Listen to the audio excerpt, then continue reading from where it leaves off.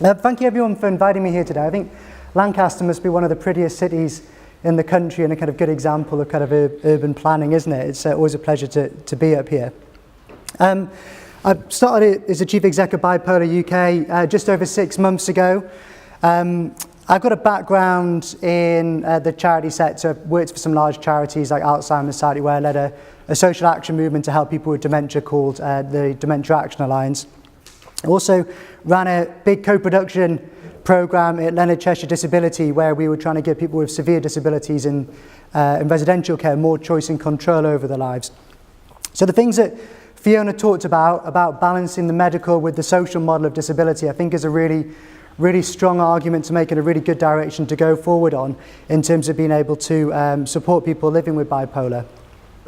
I was really excited when I was set the task, just a title of personal recovery from the Bipolar UK's perspective. Those of you who are familiar with the charity, we've had quite a difficult couple of years, so I wasn't sure if it was relating to the charity itself or to individuals, but I've gone for the perspective of the individual. As a charity, we provide lots of support, and we haven't really thought of ourselves in terms of the personal recovery kind of model, but looking at a lot of the services we provide and talking to the staff, it became really apparent that actually that was kind of our core business, and it was a really interesting and useful way for us to approach it.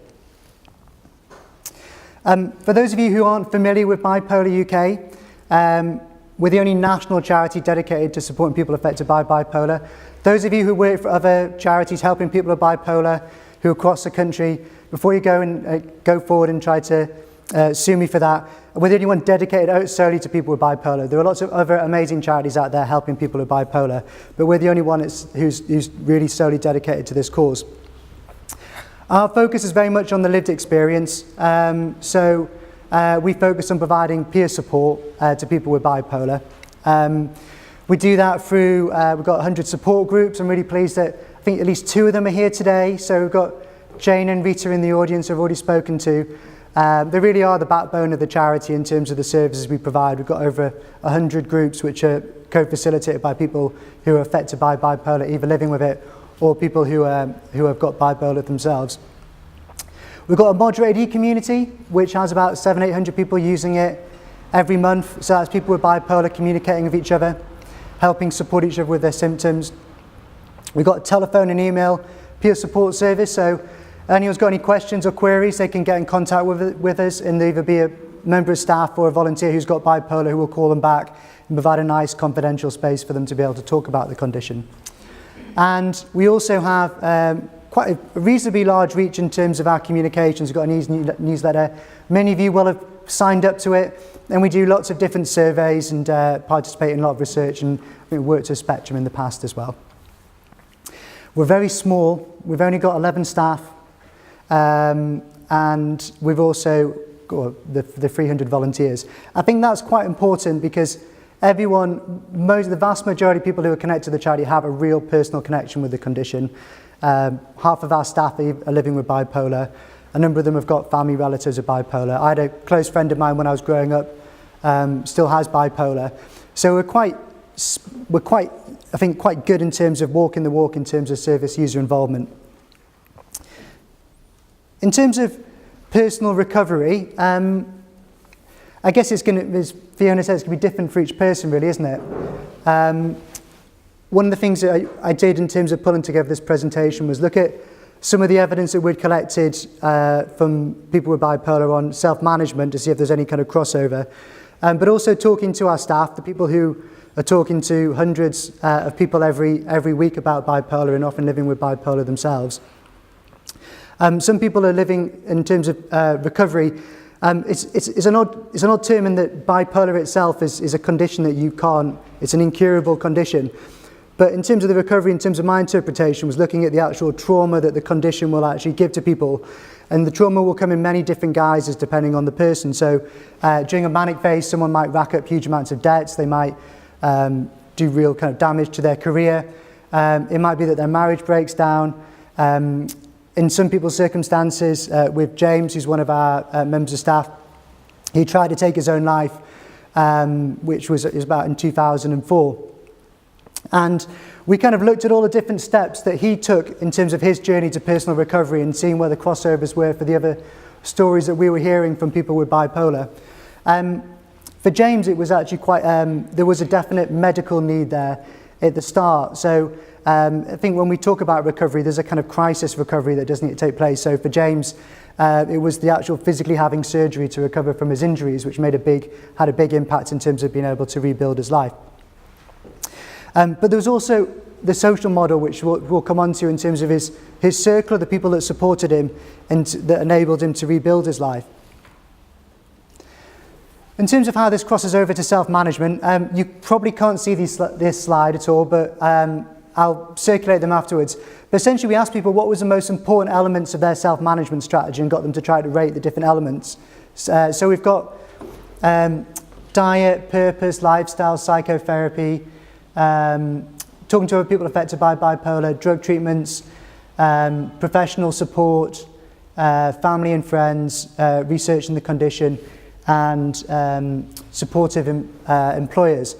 And this has all been weighted in terms of the overall response, but the most important one which came out was supportive friends and family. And I think this is really, when we think about the support that people with bipolar are having in terms of their recovery, but also self-management, friends and family are probably the most important part of that.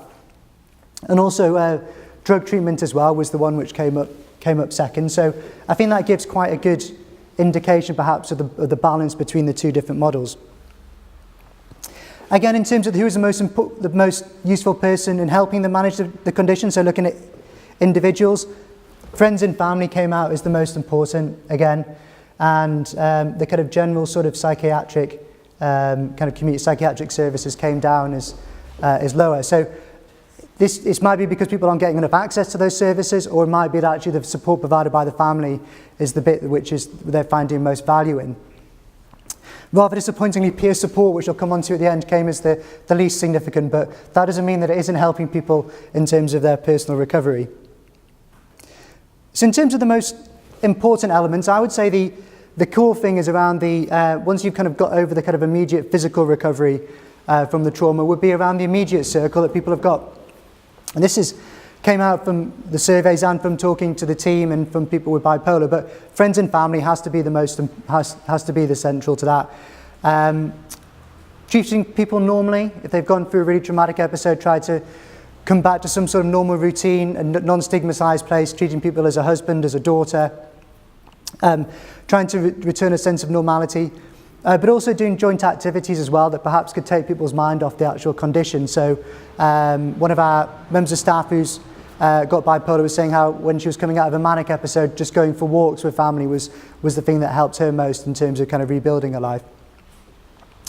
Also, having a purpose. And a purpose can take many forms. I think crucial to this is taking responsibility for the condition, being able to take ownership of your own life and being able to kind of to set yourself some goals and tasks and to be able to see some positive development. So sometimes, from talking to people who have been in quite a depressed state, just even kind of getting up in the morning or saying, I'm going to set myself a target of brushing my teeth today, can be just something that helps them on that journey to having a sense of purpose. Perhaps counterintuitively, doing what you don't want to do can be a part of that. If you don't want to go out, take yourself outside. Or if you're in a manic phase, if you just want to be outside running around, perhaps take yourself inside and go into a darkened room. So being kind of fighting your instincts. And then also coming back to James's story, playing a role in your community. Big key part of James's personal recovery was starting to volunteer at BipolarUK. First of all, he was working on the administrative side, and then he started using his own personal experiences to provide support to people over the phone. And now he's got paid work and he's leading a team of volunteers. So that's, for him, has given him a real sense of purpose in life and helped rebuild his life. There is, though, a key role to play, I'd say, in terms of around the medical model when we're supporting people in terms of personal recovery. Diagnosis has to play a role in this. With James's story, when he tried to take his own life, he had not had a diagnosis of bipolar, even though the symptoms had been presenting for 10 years, which is actually sadly quite a common experience. Obviously, when need to be kind of careful of misdiagnosis and getting the distinction between the different types of bipolar.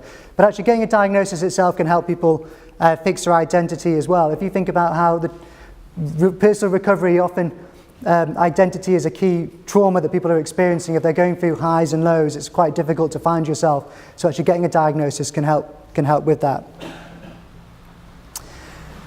I'm sure everyone here is familiar with the mood monitor.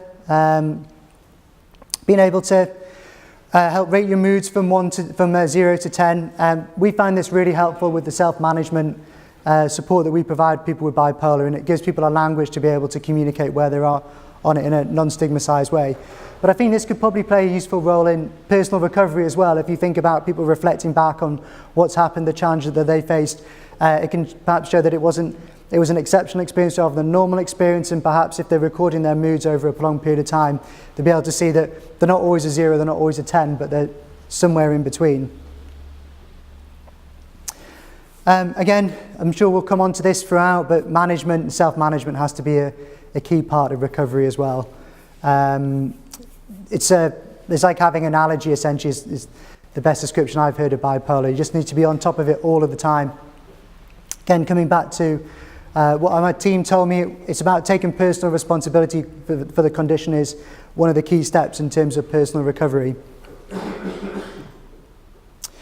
Managing your triggers, I guess it's kind of rebuilding the body is also going to help rebuild the mind, and avoiding yourself going back into trauma will be a key part of that personal recovery.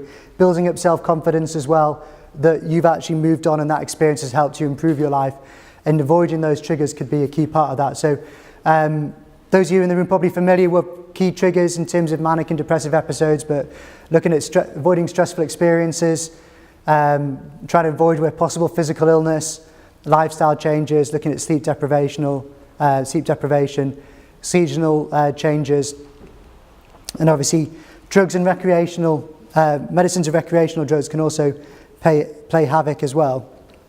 So trying to avoid these could be a key part of personal recovery.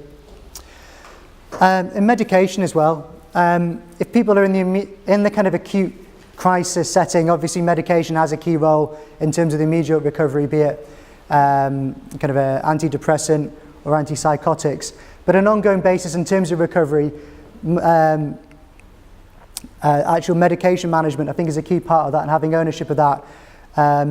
We're just having a conversation earlier about different levels of medication that people can take, and it doesn't have to be one or the other. Perhaps reducing medication could be a good way of helping people manage the condition, rather than assuming that whatever dosage they're on is the one that they have to be on for the rest of their lives.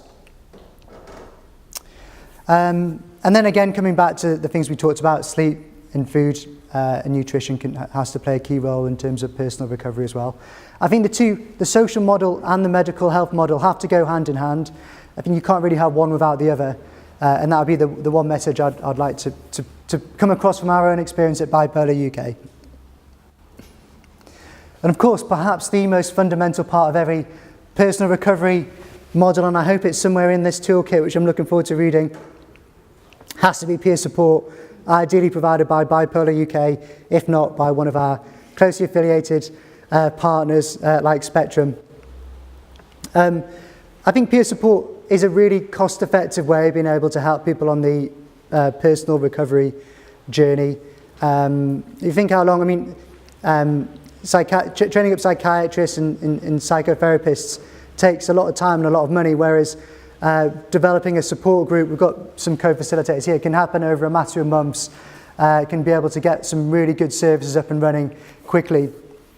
And it has a really good space where people can actually talk about the condition in a non-stigmatized way. Meet other people who are living with bipolar to be able to help understand that their experience is not unique, and that other people have been through something similar.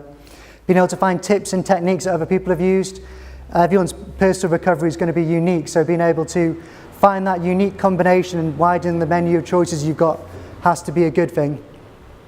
And also signposting people to services.